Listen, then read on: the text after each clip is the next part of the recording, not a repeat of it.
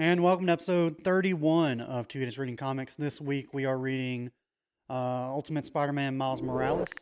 But before we get into the episode, make sure you're following our Instagram and Twitter at 2IdiotsRC. YouTube and Facebook are 2 Idiots Reading Comics. And just like, share, subscribe, all that fun stuff. You can also find the podcast anywhere you listen to your podcast, except Pandora, because they just don't reply to emails. But let's get into the episode.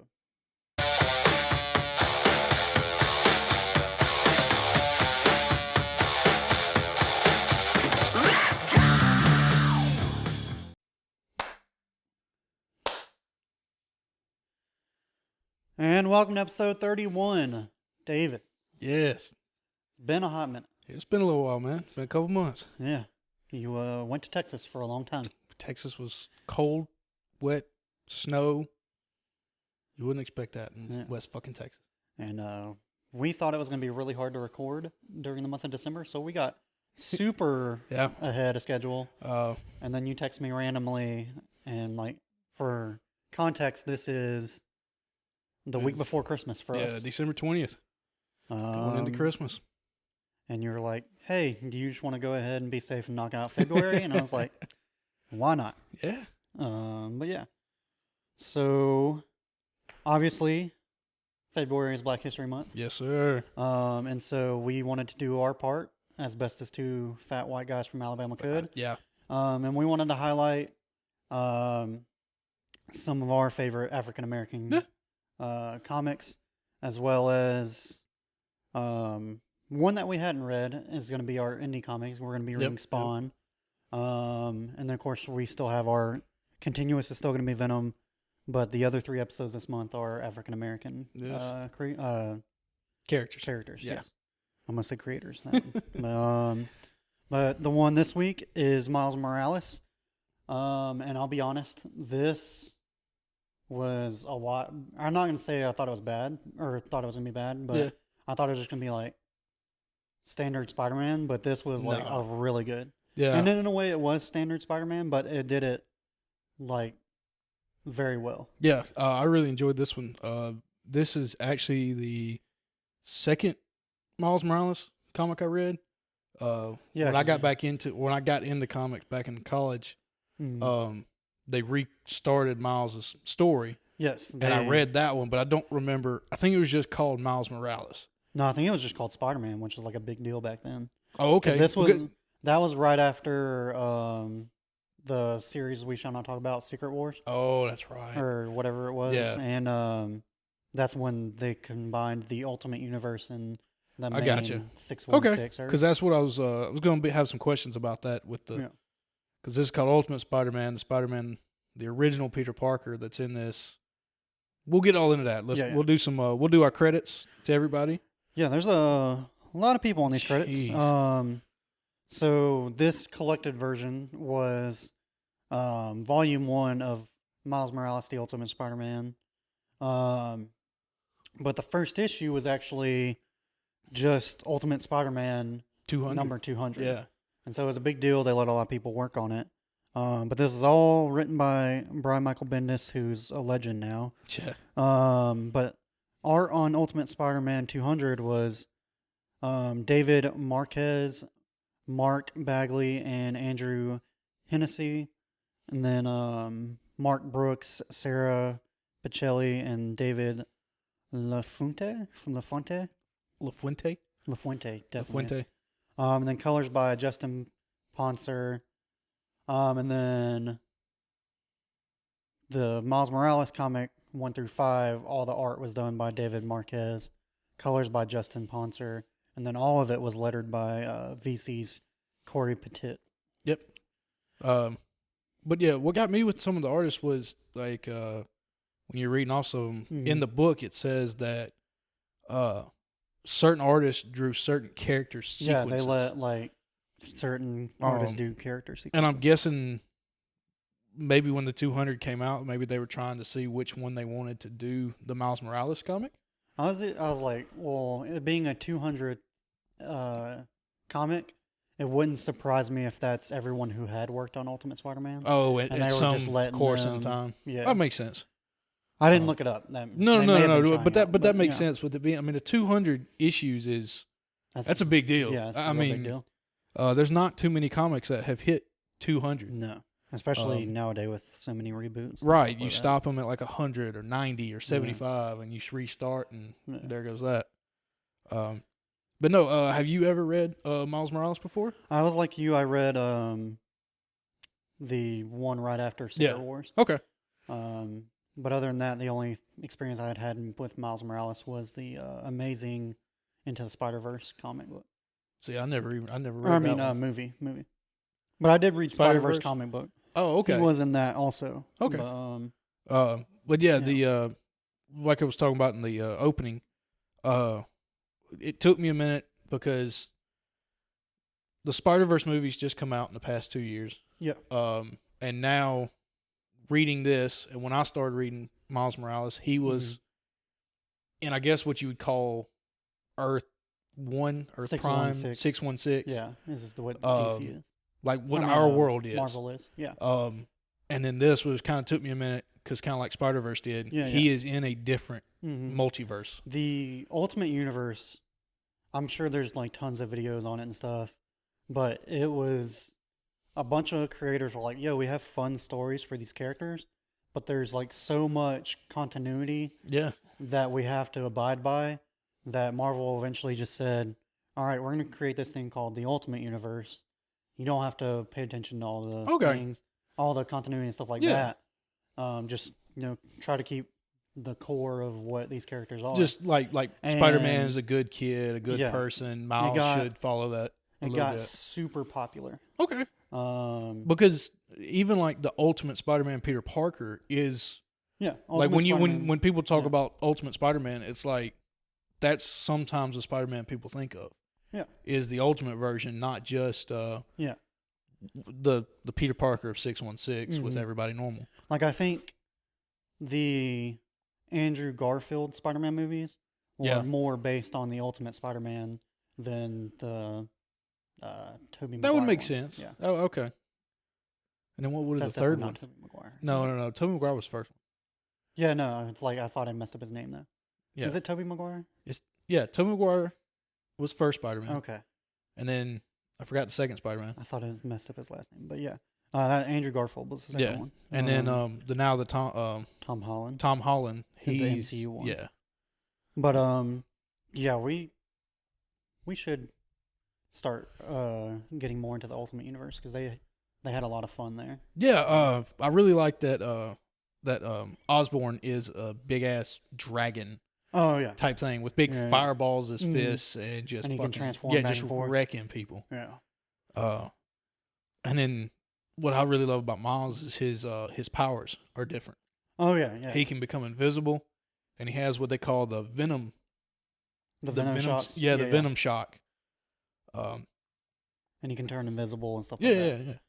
But what got me about something, I got into Spider-Man with Tobey Maguire originally, and he had it where when he shot webs, it came out of him. Yes. Like it was in his arm. Yeah. And ever since, they've never gone back to that. And I guess that's a lot what of people, Spider-Man was he had to create his web shooters and everything. And a lot of people got super mad about that. Really? But me as a kid, it was almost like people got mad about the prequels. Well, I didn't realize that that wasn't Spider-Man's actual power. Yeah, and then ever since that, still in the back of my head, I know that he has to create his canisters, but still in the back of my head, I go, wait, that's not right. Like there's a little tick in the back of my head going, no. Yeah, but I don't know. Oh. You know something funny? I was like a massive Spider-Man fan when I was a little kid and those movies came out. Yeah.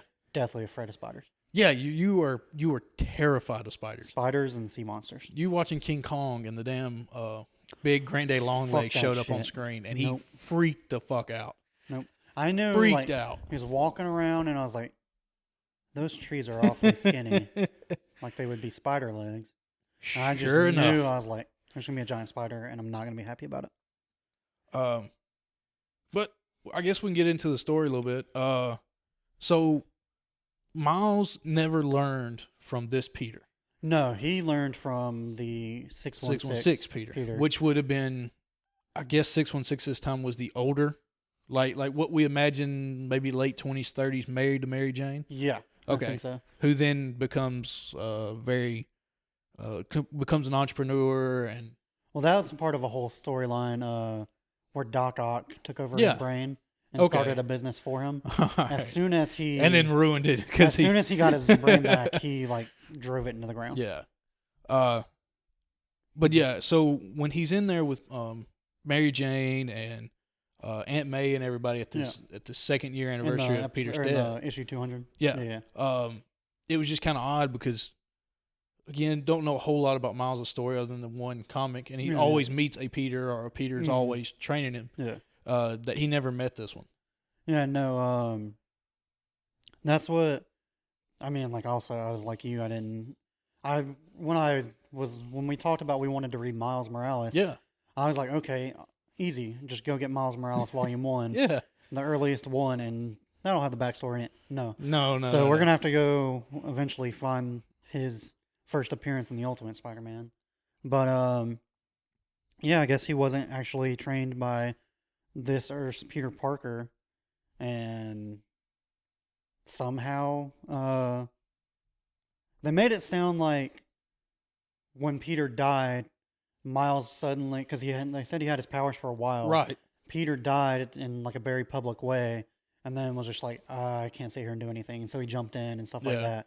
And Aunt May and Mary gifted gave him the web shooters, web and shooters. then I guess some of the tech or whatever that Peter was using. Mm-hmm. But the way they say Peter died in this Ultimate Universe was Osborn and him and Peter had a fight in the street in front of May's house. Oh yeah, and they both died. Mm-hmm. Or Peter died. Peter and died, then and they the government said, told everybody Green Goblin died also. So he is Green Goblin. Osborn is Green Goblin in this? Okay. Yeah. I didn't remember. Because in the other one, Osborn is... No, yeah, he's Goblin. Yeah. It's Doc Ock that's the turns into octopus and all. Yeah. Which... Did you... I was about to ask. In When that he panel opens where his he room, opens it, and I was like, wait a minute. I had to double check, and I was like, wait, that is Osborn, right? Yeah. Yeah, no, it threw me off too. When he gets out of prison, he turns into the Goblin, the Dragon Goblin, flies to his place. Straight to his old abandoned... Gets in, and when he opens the door, there's the backpack. The octopus arms and all that are out and stuff, and you're just like, whoa, wait. What was the... they didn't talk about this, but what do you think the green canister of stuff was that he drank when he got there? He knocks off all the money off the table. I imagine it's just like the stuff that... Because even in like all the other Green Goblin stories, it's like he inhales like some gas that was a failed experiment he was supposed to be doing for the government for super soldiers and stuff like that. You'd be amazed. I was thinking about this the other day. How many superheroes were created trying to recreate Captain America? Because technically that's what they were doing for the Hulk. Winter Soldier. That was Russia trying to do their own. Even though he was a villain, then I assume Osborn was doing the same thing. Yeah, which made Parker. Yeah, and just like shit ton of others. They're either you got a point. They're either trying to recreate Captain America or build their own Tony Stark suit. Yeah, so. And the Tony Stark suits usually failed epically. Yeah, it's funny how recreating a serum that I would think would be harder to do for Captain America was recreated more times than just a cybernetic suit to go around somebody was. And technically, we talked about this when we did Civil War in episode 1. The Punisher took the same serum that Captain America did. That's right. Yeah, that's right. I forget about that. And then technically, I think Weapon X was also supposed to be. He's either I thought that was a mutant. He's either another one where they always try to recreate that, or I think there was a very weird attempt to create another Captain America. I thought Weapon X was the one. That was a Wolverine. Yeah. Yeah. Oh, okay. Yeah, I got you now. Yeah. Trying to make a super soldier, but then it ended up with adamantium claws and fucking badass personality. Mm-hmm. But no, Miles Morales, I really like his character. He's young. I don't know if I've ever seen him outside of high school in anything. I don't think he has yet. And you get to just go do those fun stories that of like a high school kid trying to just make it through life. Yeah. Like a big one, which is something Spider-Man has always done amazingly. And I understand. I don't understand how every other comic book character uh, doesn't really have to grow up except maybe a couple of the Robins.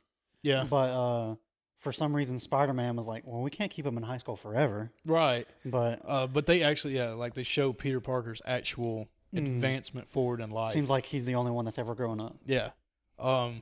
But they say in this, it's kind of like when they're having flashbacks of what do you think Peter would be now or what he would become. Yeah. And a lot of the stories were he would be leading either the Avengers, his own Spider Group, just all these like high-powered leader roles. Yeah. And you think about it, like that's the way I see Spider-Man. Is he is your local neighborhood hero, but yet they write him as being down to earth, very lovable, no problems with him, and that he could lead one day. Spider-Man is that ultimate, like, I guess in baseball it'd be multi-tool player or whatever. Yeah. Where like you can put Spider-Man down there with the street level guys like Luke Cage, Daredevil, and Jessica fit Jones, right in. Fits right in. Or he could be in the Avengers and you wouldn't even blink an eye. Or he can be in there with the Fantastic Four and go toe to toe with Galactus and go be in the middle of space. Yeah. Yeah, like he can do anything, and people love him. So, and he's smart too. Yeah. He's very brilliant, even though he doesn't crack the top 10 in most people's categories. Yeah, he's still extremely smart for a character. Yeah. But what were some of the stuff you like about this story though? Kind of showing off a little bit of Osborn's character a lot. Yeah, that when he went to Jay Jonah's apartment, that was like I want to see that like in that's what I was going to ask. Because J.K. or who's the guy who plays J. Jonah Jameson? J. Jonah Jameson. Is it J.K. Scott? No, it's not Rawlings. That's the Harry Potter lady. Yeah, that's the Harry Potter. I can't remember his name. I don't remember his name. But that dude is they drew him. Yeah. But he's an amazing actor, and I'd love to see him do that scene. What? I don't think he killed him. I mean, you can't just. I mean, to me, you're just not going to kill him. I figured when Osborn looked up, he changed into the guy. Like just right then, he could change, and then the bullet would have bounced off him. Kind of like the Hulk. Like you can't. Yeah. Like Bruce says, he stuck the pistol in his mouth, pulled the trigger, and Hulk spits it back out. Yeah. That's what I kind of figured. Yeah, I doubt he killed. He can't kill Jonah. No. But and I don't think Osborn's going to then kill J. Jonah either. Yeah, no. I think it was an attempt. He failed. Yeah. Osborn's probably going to kidnap him. And J. Jonah had like this cool little like mini storyline in this where, he thinks Peter. I guess he found out Peter Parker was Spider-Man. Yeah, because he was out. So he's been feeling house. guilty this entire time, and so it kind of seemed like he respected. Yeah. Spider-Man now instead of being. He's like, oh, that's that kid that like I've been berating and stuff like that. And then like they're in a meeting about what they're gonna do or how they're gonna frame these two spider thieves and stuff like that. And he's like, why don't we have actual evidence of who they are and stuff like that? And they all just kind of look at him. He's like, I know what's hanging over my head, but we're not doing that anymore. And what's hanging over his head is the iconic Spider-Man is a menace. Yeah. Like I guess like the hit article that made the Bugle. It is the Bugle, right? Yeah. Yeah. Made the Bugle who they are, like be respected and all, and like that was I really like that. Yeah. Who do you think the girlfriend's parents are? I don't know. That is that, and then like I want to know who the two bad guys that kind of look like Spider-Man. Yeah, that keep stealing Stark tech. Yeah, I want to know who they're working for, and then I want to know who her parents are. Is why I'm going to go read volume 2 of this. I will read volume 2 of this. Yeah. I think her parents or her and her sister's parents. Yeah. I think they're affiliated with Osborn. Or do you think that's a little just too on the cut? Like, I think like he's obviously between. I think the main story of volume 1 was Peter's. Spoiler: Peter's alive. Yeah, he's been gone for dead. Been gone for 2 years, and then shows back up. Yeah, not actually dead, and then Osborn's back, and they had to fight him. But the two that they were spinning for future were who are these two Spider-Man lookalikes stealing all this tech, and who are they so afraid that they work for? Because The other storyline, they're terrified of him. Yeah, and then the other storyline is Miles told his girlfriend because he didn't want to lie to her anymore, and she freaks out and goes and says, I have to break up with him because our parents will kill him. Yeah. I don't think you would keep that completely separate if it was going to be Norman Osborn. I could think see it's gonna that. be, Maybe the female doc. All right, so in the Spider-Verse, the Spider-Verse movie. cartoon movie that came out from Marvel or whoever, Sony, past couple years, it's a female Doc Ock. Yeah, I don't know. Is this the ultimate? Like, is that movie the ultimate universe, or did they ever actually give it? I don't think they, because it has the Goblin as the dragon. Yeah, I think it is, but I don't think they flat out say, "Hey, this is the Ultimate Universe." All right. So it could be and her. I'm not familiar enough with the Ultimate Universe to know if it is a female Doctor Octopus. True. But I mean, like, there's not too many villains they dive into their personal lives to know whether they have children or not. Of course, I mean, you've got Spider-Man's iconic duos, Kingpin, Doc Ock, Goblin. All the Sinister Six guys. Yeah. Could it be... but they said like the mom and dad, which that is true. And I was like, yeah, that is true. I don't know any like duos because off the top of my head. Like in the Tom Holland Spider-Man, it was Vulture had a daughter that Tom Holland was dating that then he tried to kill Spider-Man. I could see it being Vulture. Yeah. But again, I don't know of a mother and father duo that's a villain to Spider-Man. I don't either. I guess we're going to read Volume 2 to find out. Yeah, this one was a really good one. Yeah. That's got anything else from it? No, I just for those of you, I guess he had in the real world, he had like a cool origin story where when they were about to cast the new Spider-Man, the Andrew Garfield Spider-Man. Yep. The whole reason Miles Morales was created is because someone on the internet was like, why don't they pick Donald Glover? He's kind of nerdy. Man, that would have been good. Yeah, and that's why he was in the Tom Holland movie. Oh, that's nice. But then, like, half the people on the internet, like, went crazy and were like, Spider-Man can't be black and stuff like that. And that's when Mark Bernardin, who we love on Fat Man Beyond with Kevin Smith. Yeah. He, at the time, he was like a journalist and wrote an article. He's like, why can't Spider-Man be black and stuff like that? Yeah.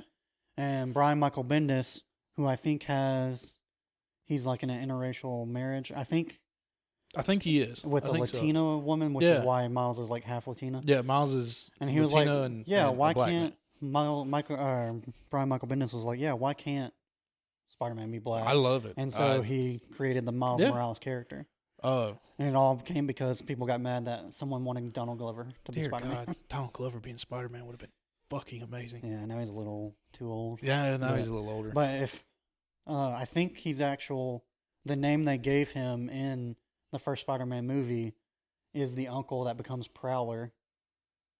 So Miles' uncle that becomes Prowler. Oh, yeah. I think that's the same name Donald Glover has in the MCU. So he could be Prowler. Ooh. Yeah. Oh, that would be nice. Mm-hmm. But again, I mean, the artists on all this stuff is great. Oh yeah, the Ultimate Universe art. And I love Miles Morales' black suit, black with the tints of red and a little bit of blue thrown in there every now and then. That outfit is my favorite out of all the different Spider-Man outfits he's ever worn. Yeah, I'm still a big fan of like the solid black, like the symbiote suit. See, I really like the symbiote suit, but I like the Miles' suit because it throws a little red and a little blue in there, so it makes it a little pop to it. Yeah, I got you. But yeah, we spent a whole lot of time talking about Spider-Man, not really Miles Morales. But like I said, we're not like super familiar with him. No. I definitely think, I mean, like we said at the beginning of the episode, this is actually December for us. Come week after Christmas, I don't have a whole lot to do, and I'm trying to debate whether I want to read the second Game of Thrones book or binge read Power Rangers, like we said back. Yeah, I've when we got recorded that. I've got those Or all am I set up gonna in the queue right now. binge read this right now? So Hell, I'll have I've got and then at the same time, Wonder Woman movie's gonna be out. hell, I've got a Star Wars book trying to finish Alphabet Squadron. I've got Throne Ascendancy and High Republic comes out in January. Oh Lord. So I got a list. Yeah. My reading list just keeps getting bigger and bigger. I'm gonna hopefully I don't end up like we did in college and in the middle of all of this, we also have King of Black coming. Oh God, King in Black, Venom's running, Thor's going crazy. Is eventually gonna get in there. Oh God, But, man, it's been a wild time to get back into comics. yeah. Oh well, I guess I'll end on this.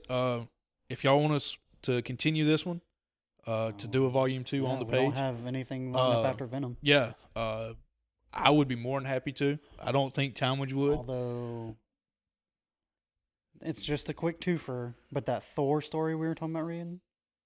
Yep. With the God Killer. Well, you know who's playing that God Killer character? We did? Yeah. We know who's playing it. He's going to be in Thor and Love and Thunder. That's the story they're doing. But it's also going to have Jane in it. Ooh. Christian Bale is playing the God Killer. That's right. Yeah. Oh, yeah, okay. We might have to do that one then. Yeah. But that's just a twofer, so we can go to Ultimate Spider-Man after that. But give us your thoughts. Give us your ideas. Yeah. Hopefully we can have it by the time we get through our next set of stuff. Oh, yeah. But next week, Cyborg. One of my favorite characters growing up. It's gonna be Cyborg: Imitation of Life, Volume 1. Yes, from the Rebirth series. Yeah. So hope you come and join us. Yeah. Stay in touch with us. Comment, like, subscribe, all the fun shit. Yeah. Help us with that algorithm. Yep. But I guess we'll see y'all next week. Bye. Bye.